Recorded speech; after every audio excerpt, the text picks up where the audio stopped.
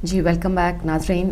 آپ کا پروگرام صبح ہدایت اور ہم آپ کی خدمت میں حاضر ہیں۔ ہمارا بریک کے بعد جو سیگمنٹ ہوتا ہے وہ عالمی جائزہ ہوتا ہے، اور اس کے لیے ہم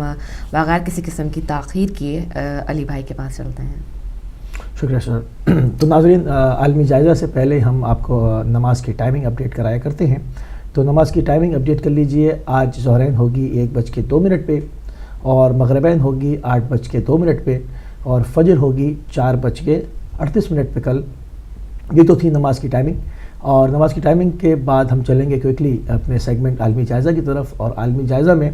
جب دیکھیں گے تھوڑا سا تاریخ میں اگر ہم پیچھے جھانک کر دیکھیں تو آج 9 اپریل کو ایک بہت ہی اندھناک واقعہ پیش آیا تھا۔ آج آیت اللہ سید محمد باقر صدر قدس سرہ اور ان کی بہن ہمشیرہ سیدہ آمنہ بنت الہدا کی جو ہے وہ آج شہادت واقع ہوئی تھی۔ آج صدام نے، جنایت کار نے، ملعون نے ان کو عراق میں بے دردی کے ساتھ جو ہے وہ شہید کر دیا تھا۔ آپ کی علمی تعریف جو ہے وہ بہت ہے، آپ نے علمی کام بہت کیا، بہت ہی مطلب اس کا احاطہ جو ہے وہ ایک پروگرام کے حوالے سے، یا اس پر کئی پروگرام بھی اگر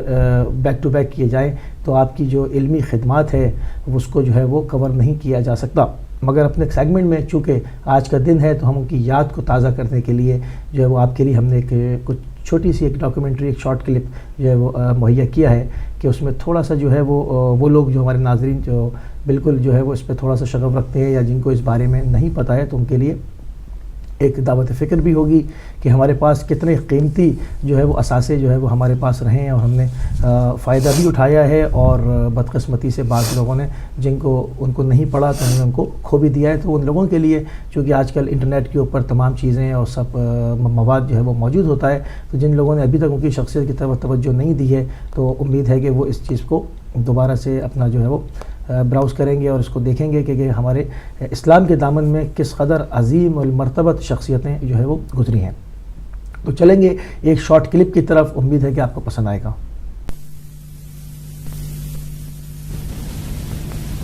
الرحمن الرحیم۔ آیت اللہ سید محمد باقر الصدر نجف اشرف کے اس عظیم علمی خانوادے کے فرد تھے جس میں ہر دور میں باعمل، فعال اور انقلابی علماء پیدا ہوتے رہے ہیں۔ عمر مبارک شہادت کے وقت 47 برس سے زیادہ نہیں تھی، اور اس مختصر سی عمر میں تالیف، تحقیق، تدوین اور قیادت جیسے تمام فرائض انجام دے دیے تھے۔ حالات کو دیکھنے کے بعد یہ اندازہ ہوتا ہے کہ گزشتہ 2-4 صدیوں میں عالم اسلام میں اتنا ذہین، دانشمند، مفکر اور باصلاحیت انسان نہیں پیدا ہوا۔ آیت اللہ صدر نے سب سے پہلے علم اصول میں تحقیقی کتاب پیش کرنے کا شرف حاصل کیا، اور تقریباً 20-21 سال کی عمر میں ایک ایسی کتاب پیش کر دی جسے دیکھ کر اس دور کے بزرگ علماء دنگ رہ گئے اور آپ کی صلاحیت کے قائل ہو گئے۔ علم اصول کے بعد آپ نے دیگر جدید علوم کی طرف توجہ دی، اور 25-26 سال کی عمر میں فلسفتنا نام کی مفصل کتاب فلسفہ جدید میں پیش کر دی، جس میں اشتراکیت اور مادیت کی تاریخ کے تارپود بکھیر دیے اور فلسفہ اسلام کی حقانیت کو روز روشن کی طرح واضح کر دیا۔ علماء اسلام نے آپ کو 14 صدیوں میں چوتھا مسلمان فلسفی قرار دیا ہے۔ فلسفے کے بعد اقتصادیات کے میدان میں قدم رکھا، اور اقتصادنا کے نام سے 2 جلدوں میں مفصل کتاب تصنیف کر دی، جس میں ایک جلد میں اقتصادی نظریات پر تنقید کی اور دوسری جلد میں اسلامی اقتصادیات کا خاکہ پیش کیا۔ معاشیات کے بعد آپ نے علم منطق کی طرف توجہ دی، اور کلاسیکل منطق کا ایک باب استقرا جو ارسطو کے زمانے سے تشنہ تحقیق چلا آ رہا تھا، اس کے جملہ مسائل کی اثر نو تدوین کی، اور ایسے حقائق کی طرف توجہ دلائی جن کی طرف صدیوں سے کوئی ذہن متوجہ نہیں تھا یا ان کی تفصیلات مرتب کرنے سے قاصر تھا۔ منطق، فلسفہ، معاشیات کی ترتیب و تدوین کے بعد آپ نے نجف اشرف کی علمی درسگاہ حوزہ علمیہ کی قیادت سنبھالی اور اس کی ترتیب و تنظیم کی طرف متوجہ ہوئے۔ آپ کا خیال تھا کہ قدیم علوم یا قدیم انداز تعلیم جدید عصری تقاضوں کے لیے کافی نہیں ہے۔ درسی کتابوں کی اثر نو ترتیب و تدوین ضروری ہے، ورنہ علوم قدیم مردہ ہو جائیں گے یا جدید نسل ان سے بیزار ہو جائے گی۔ اس سلسلے میں پہلے المعالم الجدیدہ کے نام سے ایک کتاب تالیف کی، جس میں قدیم کتاب معالم الاصول کی تہذیب و تدوین کی۔ اس کے بعد آپ نے محسوس کیا کہ یہ طریقہ تقلیدی ہے اور اس طرح ذہن روایتی انداز تعلیم سے بے نیاز نہ ہو سکے گا۔ چنانچہ علم اصول فقہ میں ایک مکمل کتاب تالیف کی جو گزشتہ تمام درسی کتابوں کی بدل بن گئی، اور ایک ایسے انداز سے گفتگو کی جسے آج کا ذہن محسوس بھی کر لے اور اس سے انس بھی پیدا کر سکے۔ علم اصول کی تشکیل جدید کے بعد آپ نے علم فقہ کی طرف توجہ فرمائی اور مشہور زمانہ کتاب العروۃ الوثقی کی جدید ترین شرح کا کام شروع کر دیا۔ اس کتاب کی شرح لکھنا جس قدر آسان ہے اسی قدر مشکل بھی۔ آسان اس لیے کہ متعدد شرحیں لکھی جا چکی ہیں، اور مشکل اس لیے کہ آیت اللہ صدر کا مزاج روایتی اور تقلیدی نہ تھا۔ وہ اس وقت تک قلم اٹھاتے ہی نہ تھے جب تک جدید افکار و اسالیب کا ایک ذخیرہ فراہم نہ ہو جائے۔ چنانچہ آپ نے اس شرح میں بھی فقہ کی تشکیل جدید کی راہ ہموار کی۔ کاش یہ شرح مکمل ہو جاتی تو 20ویں صدی کا ایک نادر تحفہ تصور کی جاتی، مگر مقدر نے ساتھ نہ دیا اور عالم اسلام اس علمی ذخیرے سے محروم رہ گیا۔ فقہ و اصول کی تصنیف و تالیف کے ساتھ ایک بڑا کام رسالہ عملیہ کی ترتیب کا ہوتا ہے، جسے مرجعیت اور عالمیت کے فرائض میں شمار کیا جاتا ہے، جس کے ذریعے مرجع وقت اپنے مقلدین کو اپنے افکار و احکام سے باخبر کرتا ہے۔ علماء اعلام نے اس راہ میں بھی بڑی کاوش کی ہے اور کافی دیدہ ریزی سے کام لیا ہے، لیکن جس انداز سے آیت اللہ صدر نے اپنا رسالہ عملیہ مرتب کیا ہے اس کی مثال رسائل کی تاریخ میں ناممکن ہے۔ ان اہم علمی کارناموں کے علاوہ امت اسلامیہ کی رہنمائی اور اس کے مشکلات کی چارہ سازی آپ کا مخصوص شعار رہا ہے۔ آپ کی ذات بابرکات کی وجہ سے پورے عالم اسلام کو اطمینان تھا کہ جو مشکل سامنے آئے گی سید باقر الصدر سے حل کرا لیا جائے گا۔ سعودی حکومت نے بھی سود کے ایک اہم مسئلے پر آپ ہی سے رجوع کیا اور آپ نے اپنے ایک عزیز ترین شاگرد کو کانفرنس میں بھیج کر مسئلے کو حل کر دیا۔ قومی سطح پر انقلابی اقدامات آپ کے مزاج میں داخل تھے۔ آپ کسی ایسے مذہب کے قائل نہ تھے جس میں صرف جمود اور روایت پرستی ہو اور اس کے علاوہ امت کی زندگی اور بندگی کی کوئی فکر نہ ہو۔ آپ نے مذہب کو فعال طاقت اور مذہبی انسان کو ایک مرد مجاہد تسلیم کیا۔ چنانچہ اکثر فرمایا کرتے کہ قوم کو عملی اسلام سے روشناس کرانا اور مذہب کی تحریک و ترویج عالم دین کا فرض ہے، چاہے اس راہ میں جس قدر بھی زحمتیں برداشت کرنا پڑیں۔ عراق، ایران، لبنان، کویت، خلیج، لندن وغیرہ کے مختلف شہروں میں آپ کے وکراء اور آپ کے تربیت کردہ افراد موجود تھے اور آپ کی نمائندگی کرتے ہوئے مذہب کی خدمت کر رہے تھے، لیکن شیاطین زمانہ اولاد آدم کو کیوں کر برداشت کر سکتے ہیں؟ عراق کی ظالم جلاد اور لامذہب حکومت سے یہ کارنامے نہ دیکھے گئے اور وہ مدتوں بہانے تلاش کرتی رہی۔ چند مرتبہ تصنیف و تالیف کو بہانہ قرار دے کر گرفتار کیا اور تکالیف پہنچائیں، اور آخر میں انقلابی خطرے کا بہانہ قائم کر کے آپ کی شمع حیات کو خاموش کر دیا۔ آپ سے پہلے آپ کے چند شاگرد اور نمائندے جام شہادت نوش کر چکے اور اب آپ بھی اپنے سپاہیوں سے جا ملے ہیں۔ آپ کے ساتھ آپ کی ہمشیرہ کو بھی شہید کر دیا گیا۔ ان کی تصانیف نے عورتوں کو نیا اسلامی شعور دیا اور باسیت کی لامذہب تحریک کو متزلزل کر دیا۔ آپ کی شمع حیات خاموش ہو چکی ہے، لیکن شمع علم و عرفان اور شمع ایمان و علم آج بھی جگمگا رہی ہے اور انشاءاللہ جگمگاتی رہے گی۔ آپ کی آغوش تربیت کا ہر پروردہ مذہب کی راہ میں جام شہادت پینے کا منتظر ہے اور دین کی خاطر قربانی دینے کے لیے تیار ہے۔ دیکھیں یہ سعادت کسے نصیب ہو۔ تو ناظرین آپ دیکھ رہے تھے شہید صدر کے اوپر ایک مختصر سی ڈاکیومنٹری، اور اس کے بعد ہمارے ساتھ ایران سے لائن پر موجود ہیں سید عبدالحسین موسوی کشمیری، جو کہ نیوز نور کے چیف ایڈیٹر ہیں۔ آپ کو اپنے پروگرام میں خوش آمدید کہتے ہیں۔ السلام علیکم۔ السلام علیکم ورحمۃ اللہ۔ بہت خوش قسمتی ہے ہماری کہ آپ اس وقت ہمارے ساتھ ٹیلی فون لائن کے اوپر موجود ہیں، جیسے کہ آج کے دن کی مناسبت سے کہ آج جو ہے وہ شہید صدر سید باقر الصدر کی جو کہ آج یوم شہادت اور ان کی بہن کا یوم شہادت ہے، تو ہم چاہتے ہیں ہمارے ناظرین کے لیے ان کی سیرت پہ کچھ تھوڑی روشنی ڈالیں۔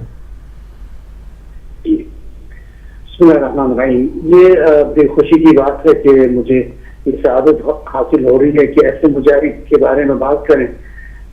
جس میں ہر میدان میں علم کے، فلسفے کے، اقتصاد کے میدانوں میں عالم اسلام کا سر بلند رکھا ہے۔ آپ عبداللہ باقر الصدر کی اقتصاد کے بارے میں اقتصادنا کو دیکھیں کہ دنیا کے سبھی اقتصاد دان جامع ادب پیش کر رہے ہیں ان کے سامنے، یا فلسفہ ہمارا فلسفہ جو باقر الصدر کی تحریر ہے، وہاں اسلامی فلسفے کی وہ جو ترجمانی ہمیں ملتی ہے۔ شہید باقر الصدر کی جتنی جامع شخصیت ہے کہ وہ کس قدر عظیم شخصیت تھے کہ امام خمینی رضوان اللہ علیہ کی تحریک میں بھی ان کا ایک انتہائی کمال کا کردار رہا ہے، خاص کر جو قربانی انہوں نے امام خمینی رضوان اللہ علیہ کے حوالے سے ان کی تحریک کو زندہ رکھنے کے لیے بڑی قربانی دی. یہاں تک کہ ایک دن ان کو جیل میں صرف ایک آفر رکھی گئی کہ آپ حضرت آیت اللہ خمینی کے خلاف ایک بیانیہ جاری دیں، آپ کو اور آپ کی ہمشیرہ کو آزاد کیا جائے گا. تو آیت اللہ باقر صدر نے کہا کہ میں موت تسلیم کروں گا مگر امام خمینی کے خلاف میں ایک جملہ نہیں کہہ سکتا ہوں کہ جو عین معصومین کی تحریک کی علم ابھی ہاتھ میں لیے ہوئے. اور آیت اللہ باقر صدر کے بارے میں جو ہم سب سے عمدہ بات جو اس دور میں اپنا ثمرہ دکھا رہی ہے وہ ہے آیت اللہ باقر صدر کی بلند پروازی. انہوں نے سیاست کو مسلمانوں کا بنیادی جو مشکل قرار دیا کہ کیونکہ سیاست سے وہ دور ہیں اور یہی وجہ ہے کہ مسلمان پٹ رہا ہے. اور انہوں نے سیاست کا محور ولایت فقیہ قرار دیا کہ جو مسلمانوں کی سیاست ہو وہ ولایت محور ہو، ایک اسلام شناس ماہر کے دائرے کار میں، کیونکہ اسلام قانون مداری کا نام ہے کہ اسلام اس طرز زندگی کو بیان کر رہا ہے کہ جہاں پہ کہا گیا کہ انسان پہ انسان حکومت نہیں کر سکتا ہے، حکومت کا اختیار صرف اللہ کو ہے، اور جو اس الہی قانون کی ضمانت فراہم کرے اس کو ولی فقیہ کہتے ہیں. اور اس حوالے سے حضرت آیت اللہ باقر صدر نے ایک انقلابی یہ حرکت بھی کی کہ جو عراق میں حزب بعث اور کمیونسٹ پارٹی، بس یہ دو پارٹیاں تھیں جن کا دبدبہ تھا کئی تقریباً 70s سے. تو اس کا توڑ کرنے کے لیے یہ آیت اللہ باقر صدر ہی تھے جنہوں نے الدعوہ کو تشکیل دیا. تو ابھی جو مسلمانوں میں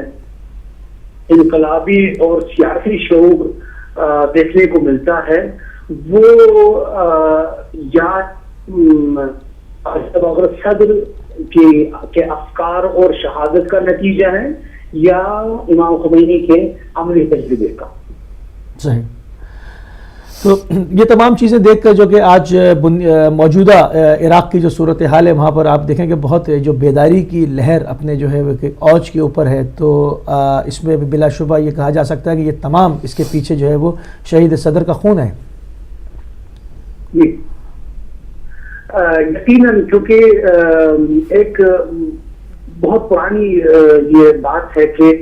ہمیشہ اسلام کی وہ تصویر سامنے لانے کی کوشش کی گئی جس سے رسول رحمت کا دین دنیا کے سامنے ظاہر نہ ہونے پائے. اسی لیے اہل بیت اطہار علیہ السلام کی تعلیمات سے بالکل دنیا کو ناآشنا رکھا گیا ہے. جب اسلام کی بات آتی ہے تو ایسے افراد کا چہرہ سامنے لایا جاتا ہے جو لازم کوسوں دور رسول رحمت کی سیرت سے. آپ چھوٹی بھی مثال یہ بھی لے سکتے ہیں کہ ابھی آج ایام ولادت فاطمہ زہرا سلام اللہ علیہ، بہت سارے لوگ ایسے ہیں کہ جو فاطمہ زہرا سلام اللہ علیہ کو صرف رسول اللہ صلی اللہ علیہ وسلم کی بیٹی کے حوالے سے یا بات کرنا چاہتے ہیں یا ان کو پیش کرنا چاہتے ہیں، جبکہ صرف بیٹی کا مسئلہ نہیں تھا. فاطمہ زہرا سلام اللہ علیہ کی جو سب سے جو خوبی یہ ہے کہ وہ قرآن کی آیت ہے، وہ 5ویں سال میں نزول قرآن کے بعثت کے 5ویں سال میں دنیا میں آئی ہے. یعنی ان کا پورا وجود نزول قرآن، ملائکہ جبریل امین کے نزول سے، جو قرآنی آیات کے نزول، رسول رحمت کا معراج، یہ سبھی اس میدان میں پوری الوہیت کا معجون جسے کہتے ہیں فاطمہ زہرا سلام اللہ علیہ، نہیں کہ صرف بیٹی کی نسبت سے. فاطمہ زہرا سلام اللہ علیہ نے عملی طور پر اپنے آپ کہ فاطمہ کیا ہے. جو اپنے اسلام کے بالادستی کے لیے، اللہ کی حاکمیت کے لیے سب کچھ نشاور کرنے کے لیے تیار ہے، اور اس تعلیم کو ہمیشہ محروم رکھنے کی کوشش کی گئی۔ آج کے دور میں ایسا الحمدللہ یہ اہل بیت کی تعلیم ایسی شہداء کے برکت سے، آیت اللہ باقر الحکیم جیسے، یا آج شہید شیرازی کی بھی شہادت کا یوم دن ہے، اور ایسے بزرگوں کی قربانیوں سے جو مسلمان اب فخر سے کہنے لگا ہے کہ ہمارا فخر کیا ہے۔ ہم حیات من الذلہ، آج امام حسین علیہ السلام نے کربلا میں کہا تھا حیات من الذلہ، مگر آج ہم دیکھ رہے ہیں کہ یمن کے لوگ کہتے ہیں ہم ذلت کو برداشت نہیں کریں گے، موت ہم نے قبول مگر ذلت نہیں۔ یہ بیداری اسلامی ہے۔ اسی سے سعودی عرب ڈر رہا ہے کہ ہر جگہ مجھے امام حسین کا نعرہ ذہنوں میں آ رہا ہے الحمدللہ۔ اور ہم مثلا کربلا میں یزید نہیں تھا، مگر ہم نے ہمیشہ یزید کے خلاف اپنے نفرت کا اظہار کیا، اور آج ہم دیکھا ہے کہ پریکٹیکلی امریکہ اور اسرائیل میدان میں ہے نہیں، مگر ہم کیونکہ اصلی چور کو جانتے ہیں اس لیے ہمیشہ اصلی چور کا ہی ہم نام لیتے ہیں۔ جو یہ سارا گیم کھیل رہا ہے وہ امریکہ اور اسرائیل کھیل رہا ہے، اور اس پہ بیداری اسی لیے کہہ رہے ہیں کہ مسلمان یہ سمجھے کہ ان تمام حرکات سے خون کس کا بہ رہا ہے؟ خون امت اسلامی کا بہ رہا ہے، رسول رحمت صلی اللہ علیہ وسلم کو تکلیف پہنچائی جا رہی ہے، اور الحمدللہ یہ بیداری یقینی ہے کہ شکر ہے کہ اہل سنت دنیا میں سنی علماء اس وقت بول پڑے ہیں کہ بھئی جو یہ اپنے آپ کو خادمین حرمین شریفین کہنے والا ہے، اس کی قیادت میں تو مسلمان کا خون و ناموس محفوظ نہیں ہے۔ تو یہ بیداری ہے یقیناً، اس میں شیعہ بیدار نہیں ہے، الحمدللہ اہل سنت بھی بیدار ہیں۔ ایک خبر اور ہے تو میں چاہوں گا کہ تھوڑی سی روشنی اس کے اوپر بھی آپ ڈالیں، یہ کہ جو ابھی ڈیل ہوئی تھی نیوکلیئر کے اوپر ایران کی، اس کے بعد یورپی یونین نے دوبارہ جو ہے وہ کچھ پابندیاں عائد کی ہیں، ایسی بھی کچھ خبریں آ رہی ہیں۔ یہ بری طرح سے پھنس گئے، کیونکہ وہ جو محاورہ بھی ایسے بھی کہتے ہیں کہ جھوٹ چھپاؤ نہیں ہوتے ہیں۔ ایران کے خلاف پہلے سے ہی جھوٹ کہا گیا کہ ایران ایٹم بم بنانا چاہتے ہیں، ہم اس کو ایٹم بم بنانے نہیں دیں گے، جبکہ بات یہ نہیں ہے۔ بات یہ ہے کہ مسلمان کو ہم سائنس اور ٹیکنالوجی میں آگے نہیں دیکھنا چاہتے۔ اصل بات اگر یہ لوگ یہ بات کہیں گے تو خود یورپی لوگ ہمارے فیور میں ہو جائیں گے، کیونکہ یہ سائنس صرف یہ نہیں کہ سائنس تو ہمیں مسلمانوں نے سکھایا ہے، کیوں مسلمانوں کو ہم سائنس میں آگے نہیں جانے دیں گے؟ تو اس لیے انہوں نے توڑ مروڑ کے یہ بات پیش کی کہ ایران ایٹم بم بنانے جا رہا ہے، ہم اس کو ایٹم بم بنانے نہیں دیں گے۔ مگر کیونکہ ایران کو بھی اپنا موقف پتہ ہی تھا، اس لیے وہ ہر میدان پہ یہ سامنے لانے کی کوشش کر رہا تھا کہ آپ ہمیں ثابت کر کے دیں۔ اب یہ بہانہ بازی یہ کر رہے ہیں کہ جناب اب آپ یہ بنا رہے ہیں، وہ سینٹریفیوج کی کوانٹٹی کیا کیا ہونی چاہیے، کوالٹی کیا کیا ہونا چاہیے، تو یہ صرف ان کی شکست ہے کہ وہ جو چیز ثابت کر دینا چاہتے تھے وہ ثابت کرنے میں کامیاب نہیں ہوئی۔ اب یہ پابندیاں جب تک یہ ابھی 3 مہینے ہیں کہ جو اس کا جو فائنل ڈیل میچور ہوگی کنفرم ہو جا رہی ہے، اس کو سبوٹاج کرنے کے لیے یہ ایسے ماحول بنانے کی کوشش کی ہے کہ ابھی جو انہوں نے سیکشن کو ریویو کیا، جبکہ خود ان کے کورٹ نے اس کو ڈسکوالیفائی کیا ہوا تھا۔ تو الحمدللہ ایران نے جس طرح اسلامی انقلاب میں سیاست کا صحیح نمونہ سامنے رکھا ہے، اب سیکولرزم اب اس کا کھوکھلا پن بھی سامنے نظر آ رہا ہے۔ اب اور اس کے علاوہ جو اس نے ڈپلومیسی کا نیا باب کھولا ہے کہ پیچیدہ ترین مسئلہ بھی ہم ٹیبل پہ حل کر سکتے ہیں، نہ کہ اس گولیوں سے اور بالکل ہاں یہ بالکل ایک نیا چہرہ ہے۔ اچھا ایک چیز اور بھی ہے جو کہ میڈیا چھپا رہا ہے اور رپورٹ نہیں کر رہا، ہم کئی دن سے اپنے پروگرام میں اپنے سیگمنٹ کے اندر اس کو اپڈیٹ کرتے چلے آئے ہیں کہ سعودیہ کے اندر الشرقیہ میں وہاں پر القطیف وغیرہ میں مشرق کے اندر کافی لوگوں پہ ظلم ہو رہا ہے اور جو ہے وہاں پر بہت فائرنگ کی جا رہی ہے اور لوگوں کو بہت زیادہ گرفتار کیا جا رہا ہے اور سعودیہ کے اندر کے حالات جو کہ وہ بھی اب یمن کی جو ہے وہ انہوں نے جاریت کی ہے، اس کا ان کو خمیازہ بھگتنا پڑ رہا ہے۔ کل ریاض میں بھی نامعلوم افراد نے فائرنگ کر کے 2 پولیس اہلکار جو ہے پولیس آفیسر سعودی ان کو جو ہے وہ شوٹ کر دیا۔ تو یہ بھی سارے معاملات ہو رہے ہیں، میں چاہوں گا اس کے اوپر تھوڑی سی آپ روشنی ڈالیں۔ یہ نئی بات نہیں ہے، جو سعودی عرب میں مسلمان بالعموم اور شیعہ بالخصوص مظالم کا شکار بنے ہوئے ہیں، یہ کوئی نئی بات ہے نہیں۔ یہ آپ سعودی کے کسی باشندے سے سوال کریں کہ وہ بتائے گا کہ ہم کس دشمن میں رہتے۔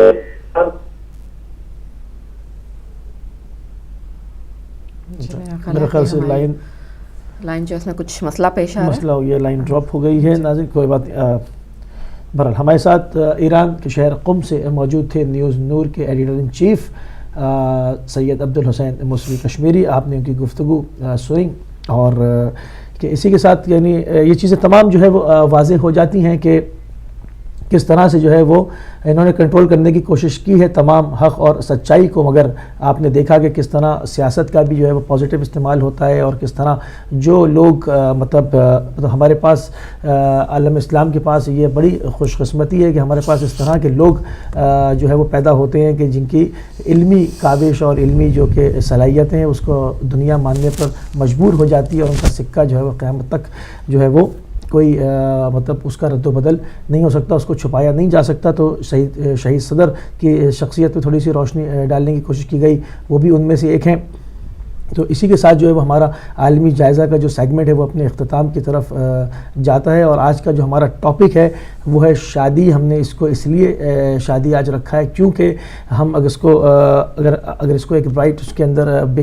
بڑے کینوس کے اندر دیکھیں تو کہ اگلی نسل انسانی کے ارتقاء کے لیے جو بنیادی عمل ہوتا ہے، جو سب سے پہلی اینٹ رکھی جاتی ہے وہ شادی سے ہوتی ہے۔ آیا شادی کس طرح ہونی چاہیے، وہ کتنی بابرکت ہونی چاہیے، آیا وہ ماں باپ کی پسند سے ہونی چاہیے یا اس میں اپنا انتخاب کس حد تک ہوگا، یہ ہمارے کالر جو ہے وہ لائیو کالز کے ذریعے اس کے مختلف زاویوں کے اوپر بات کریں گے۔ کیونکہ اگر پہلی اینٹ صحیح رکھی جائے گی اور اس کے اندر خوشنودی خدا کو شامل کیا جائے گا تو ہماری آگے آنے والی نسلیں جو ہیں وہ ہمیں شہید صدر جیسے تحفے جو ہے وہ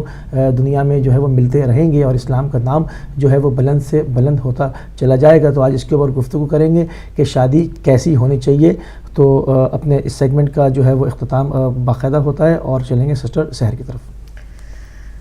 جی ناظرین، ہمیشہ کی طرح علی بھائی نے جو عالمی جائزہ ہے اس کو بہت ایک وسیع انداز میں اس کو کور کیا اور جو ہمیں قم سے جوائن کرتے ہیں نور کے ایڈیٹر، ان کی بھی بہت ساری باتیں ہوتی ہیں۔ اگر ان کی کال جو ہے وہ اسے مسئلہ نہیں ہوتا تو یقیناً ان سے اور کچھ مزید باتیں جو ہیں آپ کے لیے پوچھ لی جاتی ہیں اور ان کی جو ہے تفصیل پیش کی جاتی۔ اب ہمارا جو آج کا ٹاپک ہے وہ ہے شادی ایک پاکیزہ رشتہ۔ تو اس رشتے کے بارے میں بات کریں گے۔ بیسیکلی ہم کور کرنا چاہتے ہیں، اس اینگل سے دیکھنا چاہتے ہیں کہ شادی جو ہے، شادی سے پہلے کی بات کر رہے ہیں کہ آپ اس میں ہمیں پسند کی شادی کی اجازت ہے یا نہیں ہے، معاشرتی طور پر، اسلامی طور پر اور سماجی طور پر اور اخلاقی طور پر بھی جو شادی جو ہے پسند کی بہتر ہے یا اس میں زیادہ جو ہے جو آپ کو سمجھتے ہیں کہ زیادہ کامیاب شادی کی باعث بنتی ہے، یا وہ شادی جو آپ کے بڑے آپ کے لیے ارینج کرتے ہیں اس شادی میں زیادہ جو ہے برکت پائی جاتی ہے۔ اسلام کے حوالے سے، دین کے پوائنٹ آف ویو سے، مذہب کے حوالے سے بھی اس کو ہم دیکھیں گے اور اس پر بات چیت کریں گے۔ آج آپ سے جو فون لائنز ہیں وہ وقفے کے بعد کھول دی جائیں گی اور آپ اور اس میں آپ کے ذاتی تجربات بھی اگر کوئی شامل ہیں تو آپ وہ بھی شامل کر سکتے ہیں اور بلکہ اس سے بہت مدد ملے گی ہمارے دوسرے بہن بھائیوں کو جاننے میں کہ زندگی جو ہے اس کو شاید ان کو کوئی ایسا ہنٹ مل جائے جس سے وہ بہتر کر سکیں اپنی شادی شدہ زندگی کو۔ فی الحال جائیں گے ہم ایک چھوٹی سی بریک کی طرف اور بریک کے بعد آپ سے واپس آ کر ملتے ہیں اور آپ کی فون کال لیتے ہیں۔